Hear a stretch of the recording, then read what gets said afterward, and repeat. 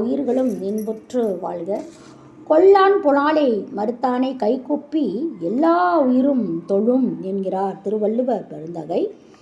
கொல்லாமலும் புலால் உண்ணாமலும் அன்பு நெறியில் வாழ்பவர்களை எல்லா உயிர்களும் வணங்கும் என்பது இதன் பொருள்.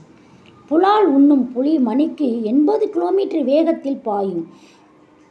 புல் மேயும் குதிரையோ மணிக்கு 60 கிலோமீட்டர் வேகத்தில் தான் ஓடும். அப்படியெனில் இயந்திரங்களின் சக்தியை புலிசக்தி என்று தானே அழைத்திருக்க வேண்டும். ஏன் குதிரை சக்தி என்று அழைக்கிறோம்? மணிக்கு 60 கிலோமீட்டர் வேகம்தான் என்றாலும் புல் மேயும் குதிரை 5 மணி நேரம் 6 மணி நேரம் அதே வேகத்தில் ஓடிய பிறகும் களைப்படையாமல் கம்பீரமாய் நிற்கும். புலி அப்படி அல்ல. 80 கிலோமீட்டர் வேகத்தில் 10 வினாடி முதல் 15 வினாடிகள் வரைதான் அதனால் ஓட முடியும். அதற்கு மேல் களைப்படைந்து சோர்வுடன் படுத்துவிடும். அப்படியெனில் நீடித்த வலிமை தாவரத்தை உண்ணும் குதிரையிடம் உள்ளதா? புலால் உண்ணும் புலியிடம் உள்ளதா?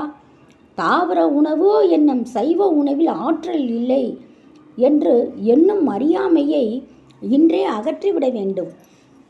இனிமேல் உணவு பழக்கங்களில் மிகுந்த கவனம் வைப்போம். அசைவ உணவை தவிர்ப்போம். மன இறுக்கத்தை குறைப்பதன் வழி உணவு உண்ணும் அளவையும் குறைப்போம். அற்றால் அளவறிந்துண்க அத்துடம்பு பெற்றான் நெடிதுய்க்குமாறு என்றும் இழிவறிந்து உண்பான்கான் இன்பம் போல் நிற்கும். அதாவது குறைவாக உண்பவனிடத்தில் இன்பம் நிலைத்து நிற்கும் என்கிறார் திருவள்ளுவ பெருந்தகை. மேலும் பசித்திரு என்ற வள்ளல் பெருமானுடைய கட்டளையின் ஆழத்தையும் உணர்ந்து நாம் வாழும் உயர்நிலையை அடைவோம். உணவே உடலாக வந்துள்ளது. ஆகையால் உணவை உண்டுதான் நாம் உயிர் வாழ வேண்டும். உணவில் அளவு முறை மாறிட மீறிட உணவாகவே உடல் மாறியும் போமன்றோ என்பார் ஆசான் அருள் தந்தை வேதாத்ரி மகிழ்ச்சி அவர்களும். அளவாக உண்டால் உடல் உணவை ஜீரணிக்கும். அதிகமாக உண்டால் உணவு உடலை ஜீரணிக்கும்.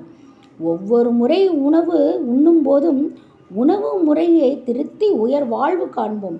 உயிர்களிடம் அன்பு கொள்வோம். திருச்சிற்றம்பலம். எல்லா உயிர்களும் இன்புற்று வாழ்க.